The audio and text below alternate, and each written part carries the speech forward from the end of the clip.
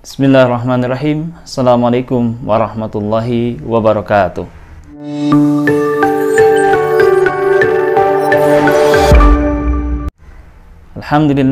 Alhamdulillahilladzi unzila fihil Qur'an hudal linnas wa bayyinati minal huda wal furqan.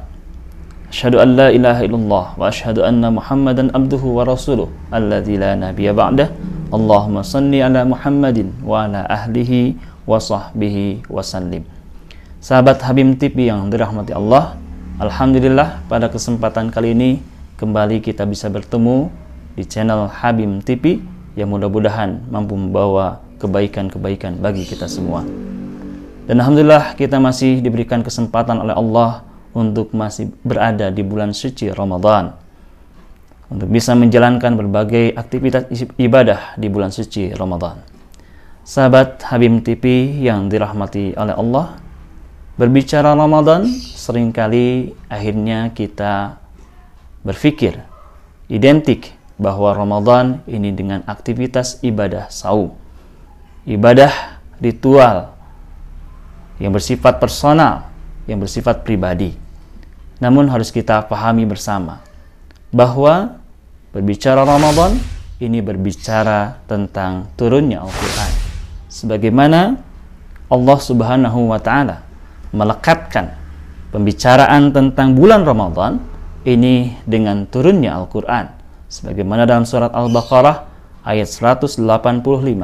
A'udzubillahi minasyaitonir rajim. Syahrul Ramadan alladzi unzila fihil Qur'an hudal linnas wa bayyinati minal huda wal furqan. Sahabat Habim TV yang dirahmati Allah, Allah turunkan Al-Quran di bulan suci Ramadan yang diawali dari surat Al-Alaq, dari ayat pertama yaitu Iqra, bacalah, yang kemudian ini menjadi hudan, menjadi petunjuk bagi Rasulullah SAW, bayyinah, penjelasan dari petunjuk, dan akhirnya mampu melahirkan furqan, perubahan-perubahan. Sahabat Habim TV yang dirahmati Allah, kita pahami fungsi Al-Quran sebagai hudan, artinya harus mampu menghadirkan petunjuk arah yang jelas terhadap jalan yang lurus, sebagaimana yang kita minta kepada Allah setiap pelaksanaan sholat kita. Kita senantiasa meminta kepada Allah, ihdinas siratal mustaqim. Kita meminta kepada Allah untuk diberikan petunjuk kepada jalan yang lurus. Maka Al-Quran telah memberikan kepada kita gambaran bagaimana siratal mustaqim, dari mana kita berangkat dan kemana tujuan kita akhirnya.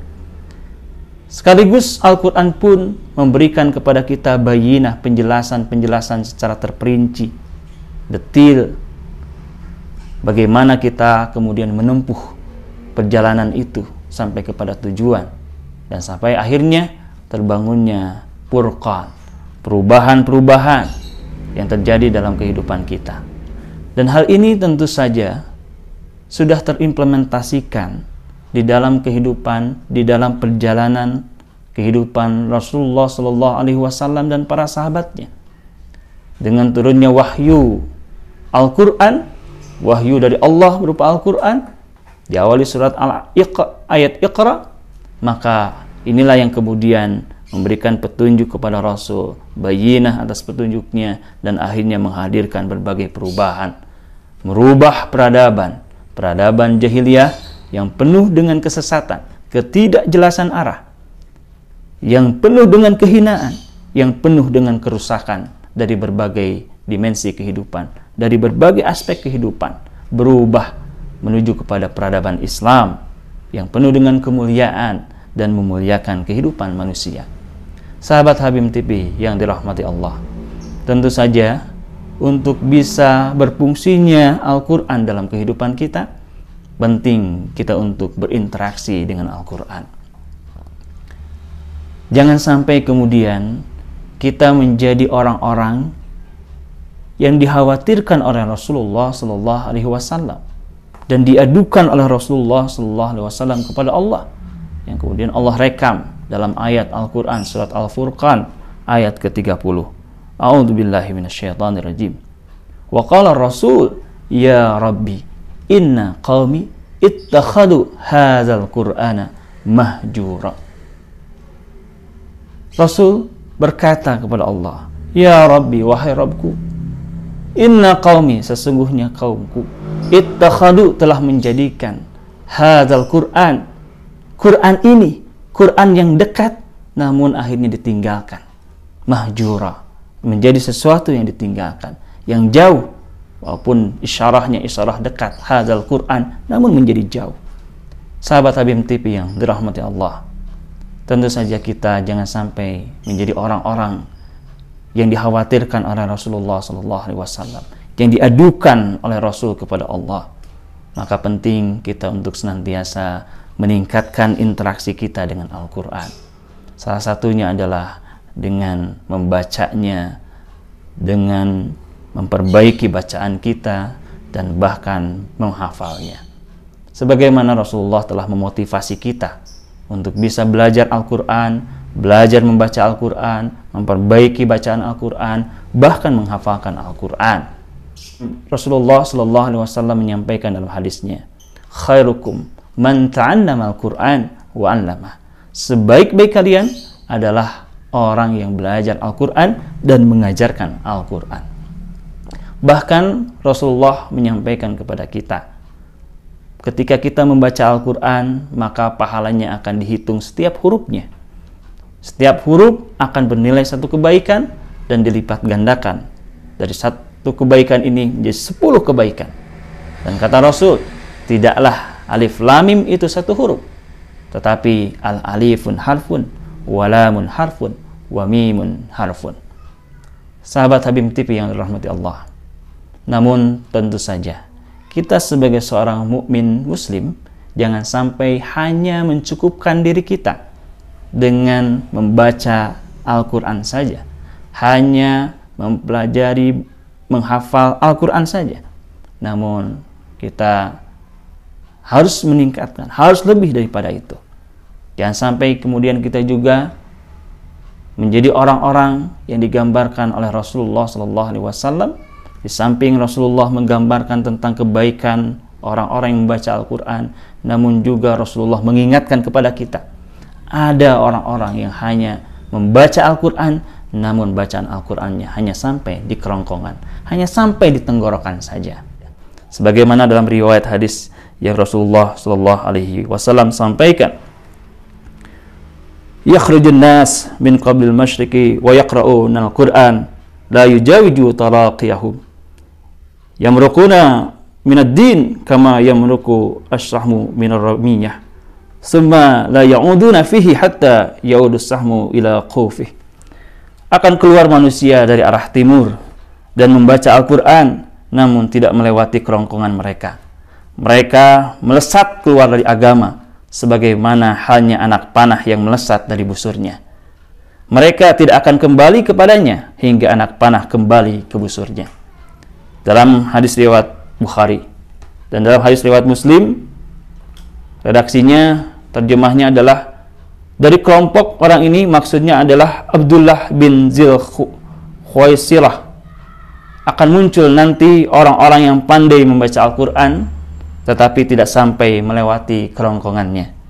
Bahkan mereka membunuh orang-orang Islam dan membiarkan para penyembah berhala. Mereka keluar dari Islam seperti anak panah yang meluncur dari busurnya. Seandainya aku masih mendapati mereka, akan kumusnahkan mereka seperti musnahnya kaum Ad. Tentu saja kita tidak berharap menjadi orang-orang yang seperti itu. Maka apa yang harus kita lakukan? Allah Subhanahu wa Ta'ala mengharapkan bahwa bentuk interaksi kita dengan Al-Quran ini harus kemudian digambarkan dalam Al-Quran ini dalam bentuk haqqa tilawati, sebagaimana Allah sampaikan dalam surat Al-Baqarah ayat 121. A'udzu billahi minasyaitonir rajim. Bismillahirrahmanirrahim. Alladzina atainahumul kitab yatlunahu haqqa tilawatih ulaika yu'minuna bih wa may yakfur bihi faulaika humul khasirun.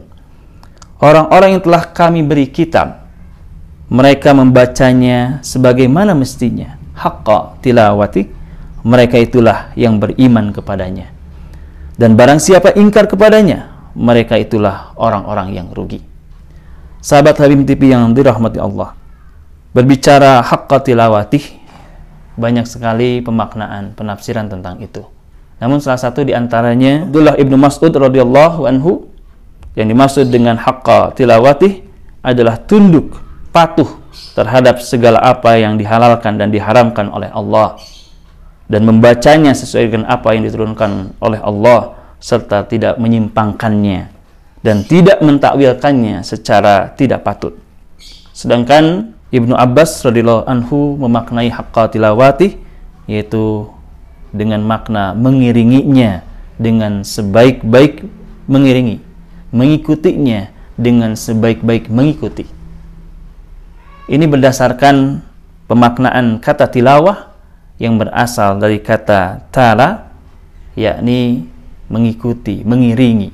Sebagaimana dalam Al-Quran surat Asy-Syams, wal qamari idza talaha, demi bulan apabila mengiringinya. Sehingga berbicara tilawah, kita harus mampu mempelajari, memahami, mematuhi Al-Quran, mengiringi Al-Quran, mengikuti ayat demi ayat Al-Quran yang diturunkan kepada kita. Dan tentu saja proses haqqa tilawatih ini hanya akan bisa dilakukan ketika kita terhubung dengan perjalanan sejarah Rasul, karena sejarah Rasul merupakan tafsir implementatif dari Al-Quran, dan Rasul telah mentilawah ayat demi ayat dari Al-Quran, sebagaimana Allah sampaikan dalam surat Al-Bayyinah, Rasulan minallah yatlu suhufan mutahharah, Rasul utusan Allah yang mampu mentilawah kepada kita suhufan mutahharah, lembaran-lembaran ayat suci Al-Quran, ayat Al-Quran yang disucikan oleh Allah Subhanahu wa Ta'ala. Sahabat Habib TV yang dirahmati Allah, sehingga tentu saja bentuk interaksi kita dengan Al-Quran ini tidak akan bisa terpisahkan dari perjalanan sunnah Rasulullah Sallallahu Alaihi Wasallam.